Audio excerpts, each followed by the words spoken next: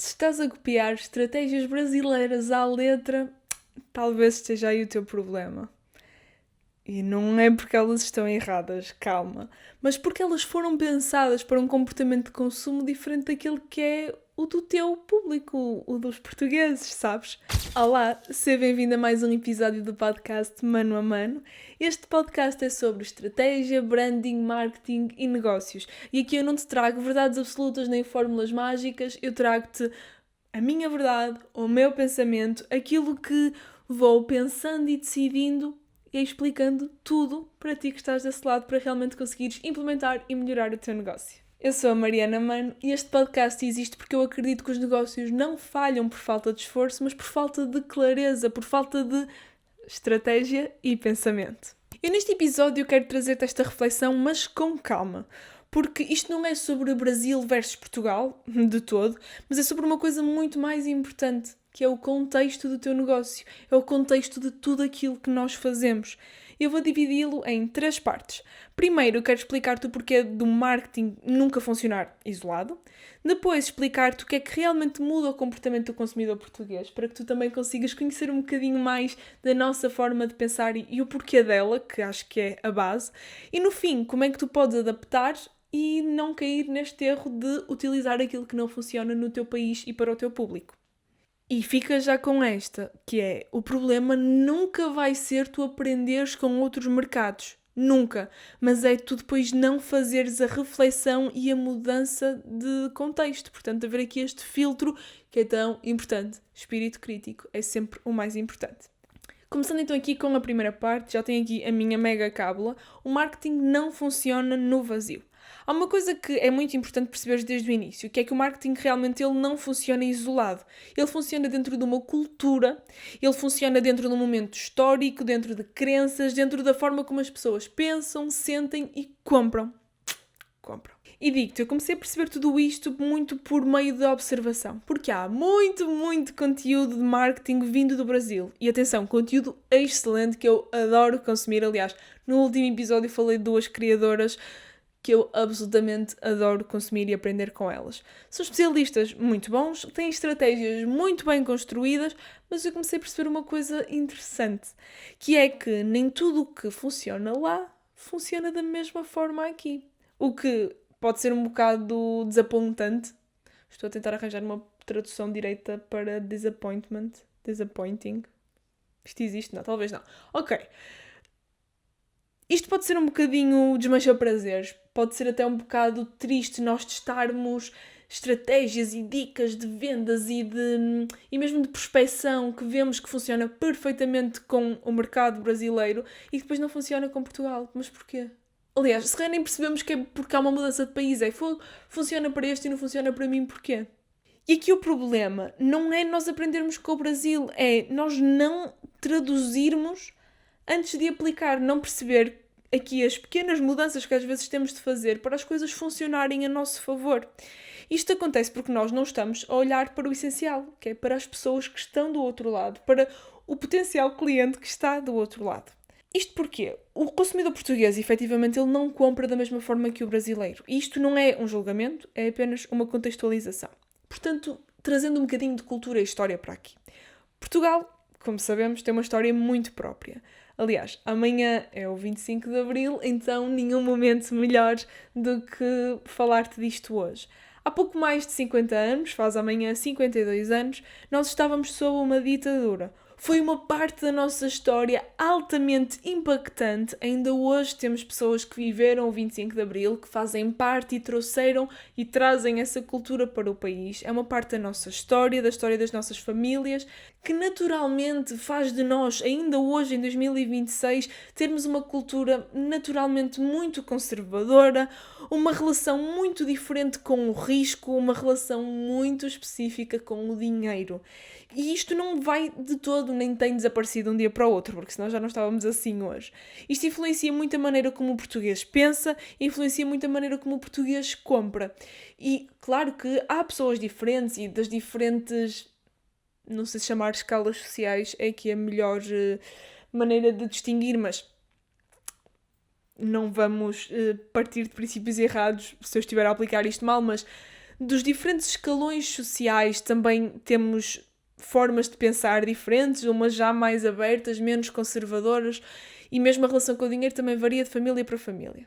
E este comportamento que o português tem, ele não nasce do marketing, ele nasce da cultura, nasce daquilo que nós vivemos.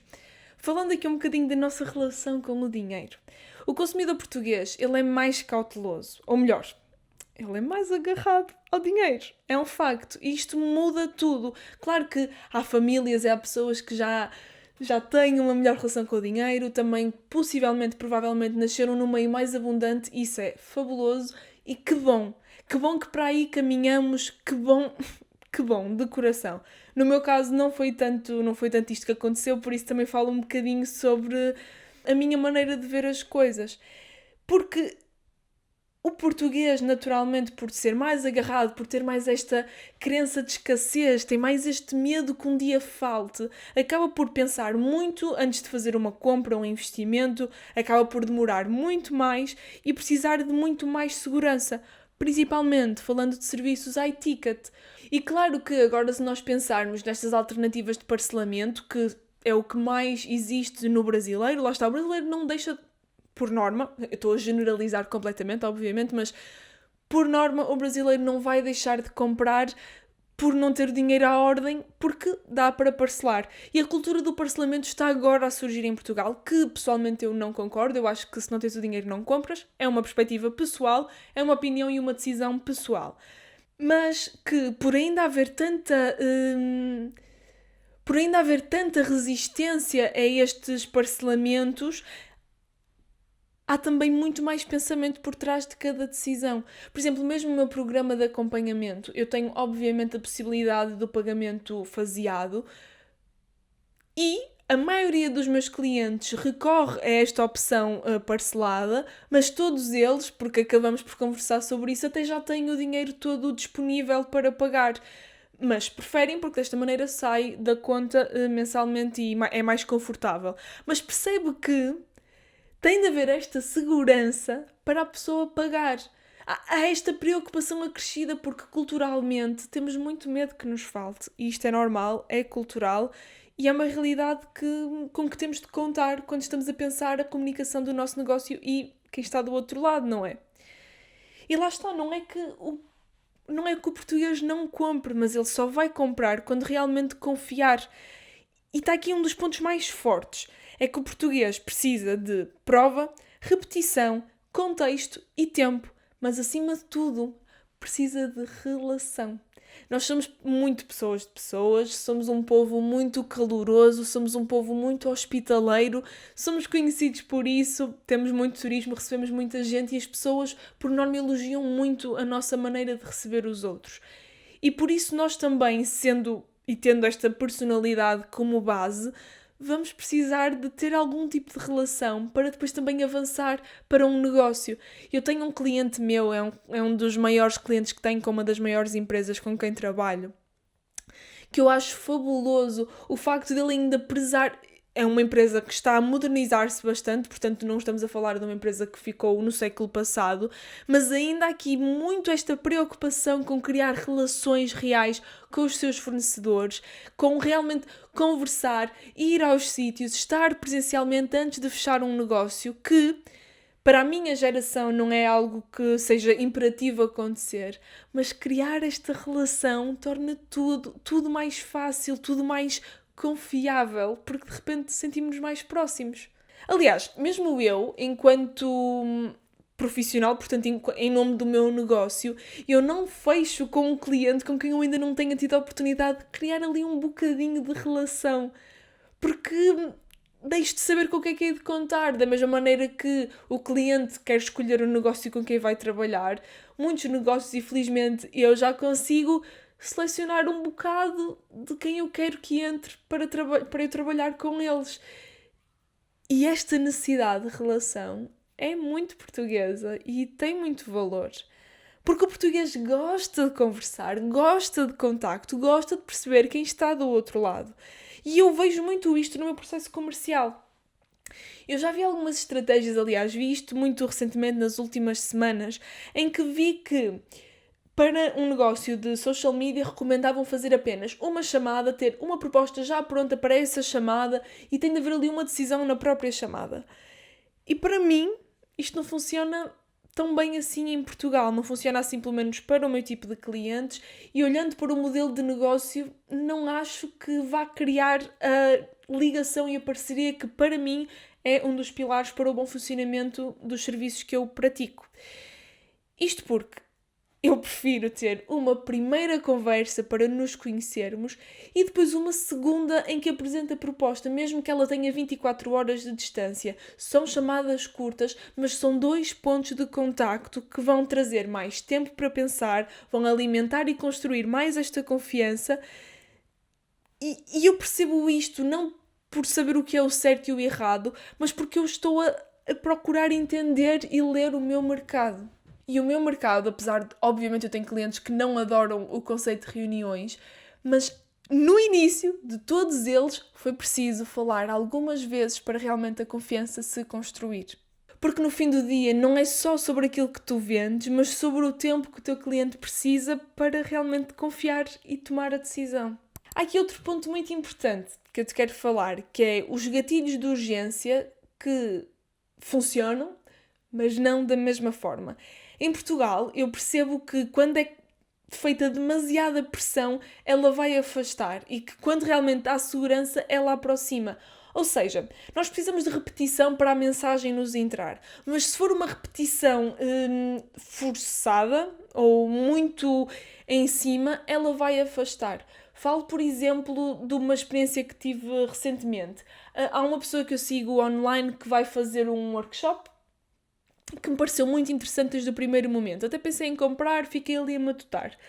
Do nada, comecei a receber muitas newsletters sobre o raio do workshop. E em vez de eu ficar mais atraída e ceder ali à pressão que estava a ser criada, só me afastou e eu acabei por não o adquirir.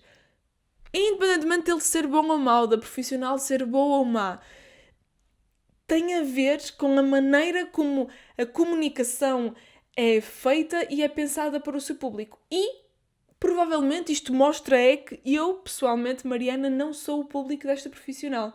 Não que não tenha funcionado, porque com certeza há de ter funcionado e há de ter tido muito sucesso. Mas percebe como a maneira como nós comunicamos e tomamos as nossas decisões aqui na parte dos gatilhos de urgência, portanto, criar muita urgência no público, pode sim afastar bastantes pessoas. Pessoalmente, todo o cliente que eu inevitavelmente acabei por pressionar mais um bocadinho chamou-me a atenção para isso. Porque ninguém gosta de ser pressionado. Ninguém gosta de sentir que está entre a espada e a parede. Claro que também não podemos dar uma liberdade tal, quando se trata, por exemplo, da aprovação de uma proposta. Acho que não devemos dar uma liberdade tal que a pessoa depois deixa-nos sem dizer nada.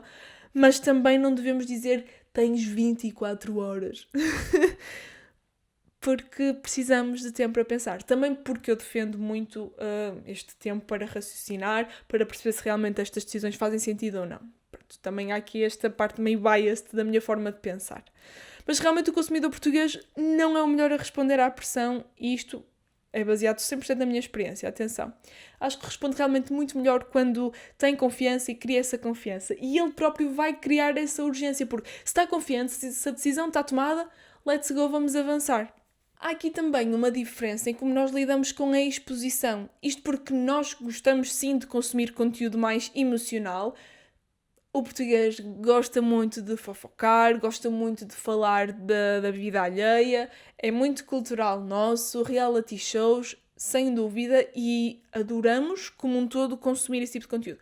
Pessoalmente, por exemplo, eu não consumo tanto, mas compreendo perfeitamente o quão apelativo isso é. Aliás, temos o mais recente caso... Calma. Ok, já me lembro. Temos o mais recente caso do Diogo e da Eva, da Casa dos Segredos. E isto chegou a absolutamente todo lado. E nós gostamos de falar e muitos negócios usaram isto a seu favor, de maneiras que realmente eu achei muito inteligentes, muito interessantes. Para mim, tenho os parabéns e espero que tenham sido estratégias que tenham funcionado. Para mim, por exemplo, eu achei que não fizesse tanto sentido.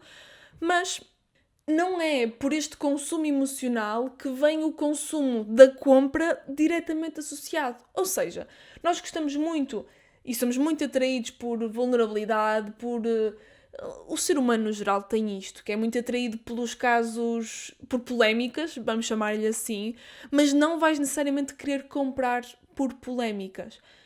Até me estou a lembrar, tenho algum receio de estar a dizer asneiras, mas está tudo bem, isto é um safe space, espero.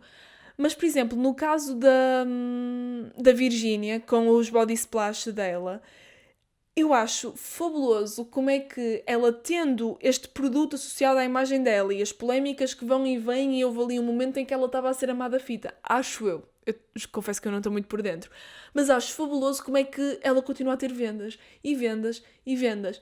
Porque, honestamente, tenho a ideia que em Portugal não aconteceria desta maneira tão crescente, tão abundante. Porque eu acho que nós gostamos de consumir polémicas, mas não somos influenciados por elas a comprar. E acho isso um ponto bem importante de perceberes, para também haver aqui algum filtro no tipo de comunicação que depois também trazes para o teu negócio. Porque a polémica é interessante até certo ponto. E acho que é realmente... E achei importante fazer este ponto.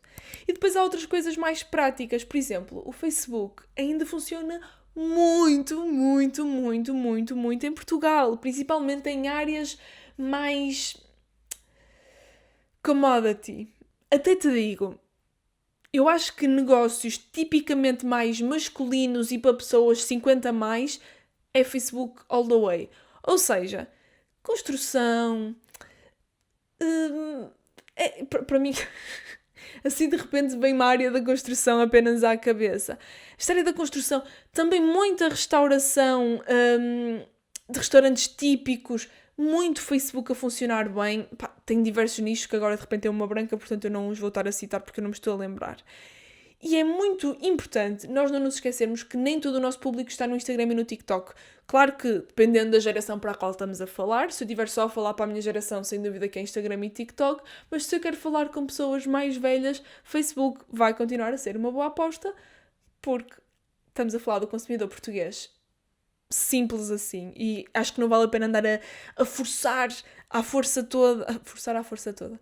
Acho que não vale a pena estar a tentar impingir a transição para o Instagram e TikTok quando progressivamente as coisas vão acontecendo e há coisas que só temos de aceitar. O Facebook é uma delas, com muita pena minha. E é aqui que entra depois um outro erro que eu vejo constantemente. Que é então este erro de nós copiarmos sem haver qualquer filtro. Ou seja, o que é que muitas vezes acontece? Consumimos conteúdo brasileiro, aplicamos literalmente e comunicamos com uma energia que nem é nossa e que por isso vai gerar estranheza. E depois pensamos, o problema é o algoritmo porque ele não beneficia. Opa, não, é só desalinhamento. E é desalinhamento porque estás a usar estratégias que não são adequadas para o contexto do teu público. E está tudo bem porque aprendemos. O que interessa é que nós aprendemos com isto. Copiar uma estratégia sem a adaptar é um bocado que pedir para falhar. Eu sei que é chato ouvir isto, mas é a verdade. E atenção, uma grande parte das estratégias de marketing ao redor do mundo são reaproveitáveis para os diferentes contextos. Eu falo às vezes de pequenos detalhes. Por exemplo, até me lembro de um outro. O português, por norma... Primeiro, não faz tantos comentários, por exemplo. É perfeitamente normal que um negócio em Portugal não tenha tantos comentários online como um negócio brasileiro. Mesmo em proporção. Porque tem a ver com o tipo de comportamento que nós temos. A digitalização que há do português não é tanta como a do brasileiro. É um facto. Portanto, também não é justo exigir isso. E falo-te mesmo. Eu própria consumo conteúdo brasileiro. Eu compro cursos. Eu aprendo muito. Mas é preciso filtrar. Mais uma vez, o marketing sem contexto acaba por se tornar completamente inútil, porque até podes falar para pessoas que gostam de marketing, mas se estiveres a falar para pessoas no geral, para os brasileiros que gostam de marketing, não estás a falar para os portugueses que gostam de marketing. E se quiseres falar com os brasileiros, ótimo, excelente, perfeito. Mas se queres falar com os portugueses, tens de adaptar a tua comunicação. Isto leva-nos à conclusão mais importante deste episódio, é que o marketing não é mesmo sobre copiar fórmulas, é sobre interpretar os nossos objetivos e o nosso contexto. E este contexto vai sempre incluir cultura, história, a maturidade digital, relação com o dinheiro, relação com a exposição, e uma boa estratégia vai sempre deixar de funcionar quando ela deixa de ser adequada ao seu público. O consumidor português não precisa de menos marketing, ele só precisa de mais atenção e carinho. O português gosta de ser mimado, vamos mimá-lo! Se este episódio te ajudou a pensar de uma forma melhor, então ele já cumpriu o seu papel. Eu acredito mesmo que estratégia não é fazer mais, mas sim pensar melhor. O podcast Mano a Mano ele existe mesmo para isto, para te ajudar a organizar ideias, trazer-te alguma direção, trazer-te decisões mais claras e mais fáceis. Eu espero encontrar-te no próximo episódio e não te podes nunca esquecer que o teu negócio merece pensamento.